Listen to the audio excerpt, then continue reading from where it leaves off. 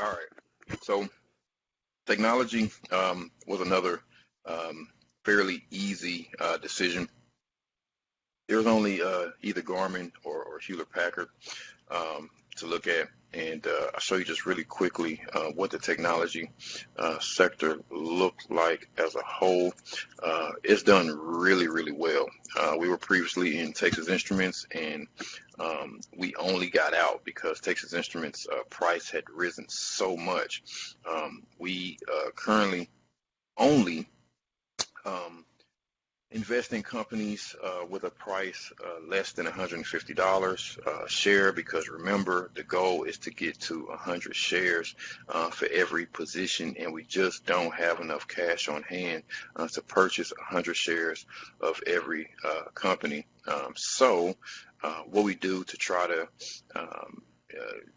to limit that, or what we do to try to stretch our cash, is we only invest in companies that are less than $150 a share, and that has actually increased over the last couple of years, because at the very beginning, back in 2015, we had a cutoff of 100, and then we raised it to 120, and so now we're at 150. So as we get more cash in, we'll be able to raise that limit higher and higher. But like I said, right now it's 150. So Texas Instruments, we had to get out of that because, again, price was just too high. We cannot afford to purchase more shares, and there's no reason to just hold on to the shares we have. So we just sold them. So we have Garmin, Qualcomm, and Hewlett Packard. Okay, so Garmin was on our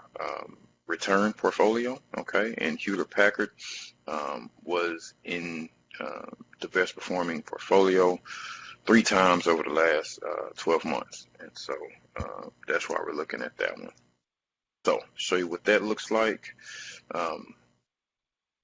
Garmin, as you can see, it actually fared really well over the last 12 months during COVID. And again, this year right now, that's really what I'm looking at. That's really what I'm concerned about, is how have these companies performed during this, quote unquote, COVID pandemic. And so, as you can see, Garmin actually made money. They actually increased their profits during COVID. So that's really good. And then looking at Hewlett Packard. Hewlett Packard has actually lost a little bit, right? So we have 2019 here and 2020 here. And so they haven't lost a lot, but they did lose a little, okay? The other thing that's kind of that I kind of look at is just how well they're managing their cash on the books. And you see Hewlett Packard has a current ratio of 0.8. And what that simply means is you take current assets, which is mostly cash and things that you have for sale, okay, you divide that by current liabilities, which are your current bills and rent and payroll and things of that nature. It doesn't take into account your long-term debt. Okay, it doesn't take into account 10-year or 5-year mortgages or things of that nature. It only takes into account things that are due within a year. Okay, and so as you can see, 80% of all of the bills that Hewlett Packard has can be covered by cash, 80% of it, okay? And if you compare that with Garmin, you see that Garmin has 3 times the amount of cash that they need to cover all of their current bills, all right? And so that's a big deal, I'm sure there's a lot of people out there that this year have become educated on company financials, right? Depending on your profits, depending on your P&L and your balance sheet, depends on what sort of COVID financing you qualify for. And so these are the things that are so important, and these are the things that we look at when we're choosing what companies to invest in. We want to know how much cash you have on the books compared to how much money you owe. And so that's a very simple, straightforward ratio to look at.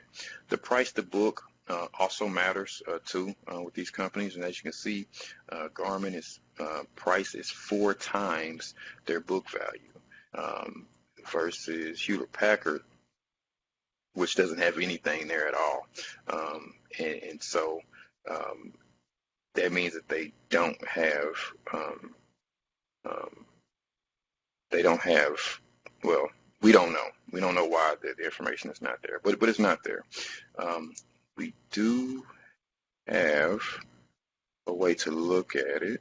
Let's go ahead and do that since we're talking about it. And this will actually help to have this pulled up going forward. Anyway, let's see. Go ahead and update it. And look at HP. And look at Garmin. And I'll blow this up. All right. So these are going to be all the attributes for these particular companies, okay? So this is the dividend, okay? So Hewlett Packard has a slightly larger dividend, okay, than Garmin does. And Garmin has a bit higher price to earnings ratio.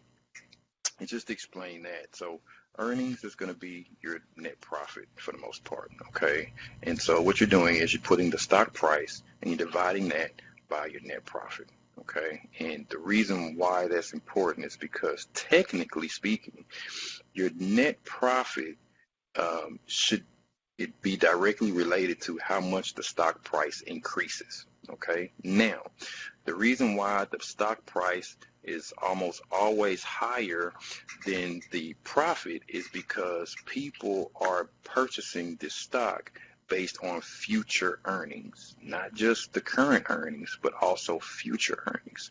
So when you invest in a company, what you're saying is that I believe that not only is this company worth the current net income today, right? But I think it's also worth, more over the next 5 or 10 years or something like that.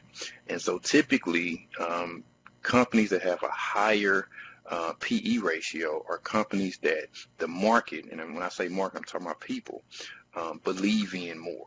Okay, it's the companies that people think will do better. And in market psychology, that's really important because the market names the price. And so if people think the company is going to do better, a lot of times the company does better unless something crazy happens, okay? At the same time, sometimes if the PE ratio gets too high, right, it means that people have gotten overly excited about this company and it's really not worth what people say it is, and eventually people will realize that and they will start selling their shares, or people will realize that they've made a lot of money in this stock and they'll sell their shares at a profit, and that decreases the stock price, which decreases the PE ratio. Okay, so there's two ways of looking at it. In this case, though, everything points to Garmin just being a better company, which is why more people are investing there. Okay, I'm not going to go through all of these, but some of them I definitely want to take a look at. So this is cash per share, and so the reason why this is important is because based on the stock price, okay, this is how much cash makes up the stock price. Okay, so let me explain this. So you take the total amount of cash that the company has and you simply divide it by the number of shares. Because remember, shareholders are owners in the company. So if you own 1 share of Garmin, you own a percentage of the cash that Garmin has on the books. Okay. And so what this ratio is saying is that out of the total stock price, and I'll go back and take a look at it, and the current price is $120. Okay. So out of that $120, $5.37 of that is just straight cash. Okay. It's not based on assets. It's not based on the name Garmin. It's not based on inventory. It's not based on current net profit. It's not based on future net profit. This is just straight cash. And so we see here that it's both of these companies have a bit of cash on the books, but Garmin has a bit more. And so that's a really good thing. Cash to debt is something else to look at. These are fairly similar, okay? And this is just saying cash divided by the total number of debt. It looks like Garmin can pay 20% of their debt with their current cash, whereas Hewlett-Packard can pay almost half of their debt with cash. And what that means is that Hewlett-Packard has a lot less debt than Garmin does, okay? Almost half as much. The short ratio is also something that I take a look at. Short ratio is the percentage of the number of shares that people have sold short. And what selling short means is that instead of buying a stock at a lower price and selling it at a higher price, people are actually selling the stock first at a higher price with the intention of buying it at a lower price. And so what that means is that you can make money as the stock price goes down. And so typically you'll see a high short interest in companies that people do not expect to do well. And so that's something to look at.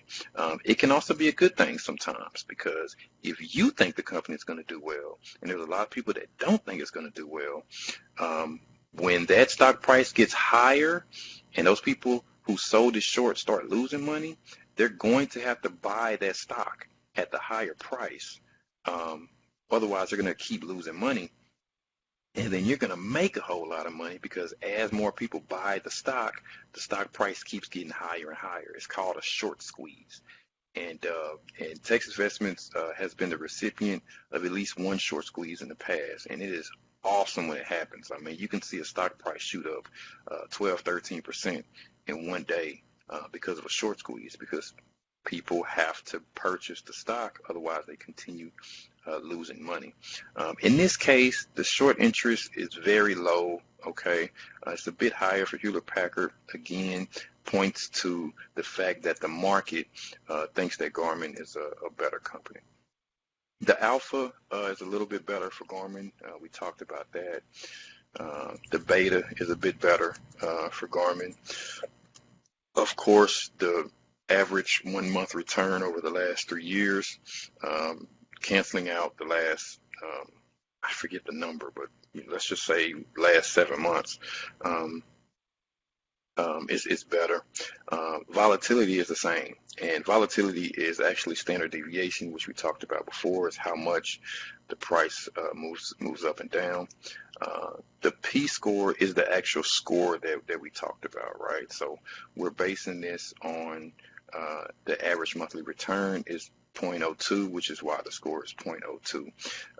If this were to be return and standard deviation, then you'll have the 1 month average return multiplied times 50% plus volatility multiplied by 50%, and that'll give you your P score, okay? The M score, I discussed that before. That's going to be the management score. That's going to be based on things like the cash to debt ratio, the cash per share, things of that nature. And as you can see, Garmin has a much higher M score. Now, the thing I do want to mention there, though, is that when we look at these portfolios, and I'm going to have to go back and, okay. When we look at these portfolios, one of the things that I like to do is not only look at the best performing portfolios, but I look at the worst performing portfolios, okay? Because the worst performing portfolios tell me what to stay away from, okay? And so one of the things that I did look at concerning whether or not we should go with Hewlett Packard or Garmin was the fact that most of the M-score portfolios, okay, most of the companies that scored really high for the management score were the worst performing portfolios. Okay, and I did keep that in mind as I was looking at all of these companies. And I mean, it is consistent across the board. Okay, so this is the last 12 months. You see that the dividend portfolio did the worst, and then but you see all these M scores in here, right? Um, the the worst it is now. This is something to talk about. Okay, so I didn't mention this in the last video, but I'll mention it here. You're looking at the worst performing month in the last 12 months and the best performing month in the last 12 months. And so what I'm looking at here is I'm looking at the difference. Okay, so you can see here the difference between these two is about 2%. It's about 2% here, it's 2% there. So it's about 2% on average difference all the way down. Anytime that number changes from like 1% here, right, which means it did a little better than the rest. Okay, here it did a little better than the rest. Or sometimes it went further than 2% here, which means it performs a little worse. But you see that the return portfolio, which is what we're following, did not, it lost more than usual, but that's because it gained much more than usual. That's kind of how the world works. You can't lose without winning. That's statistics, right? So anyway, so that's that. But yeah, so that was one of the things that concerned me with these two companies was the fact that Garmin had a much better management score than Hewlett Packard did.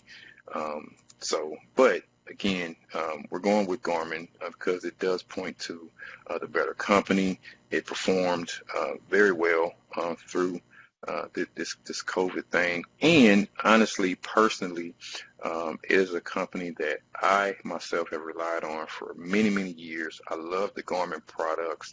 There are some other competitors out there, but Garmin is the largest. They're the oldest, and you just can't get anything better than their satellite GPS products. I mean, especially for someone like me that travels quite a bit, I always like to keep a backup Garmin with me because if your cell phone signal doesn't work, your Garmin will. And you can download maps online, and you can just plug it in. It'll give you gas stations and restaurants and hotels and just everything that you can imagine.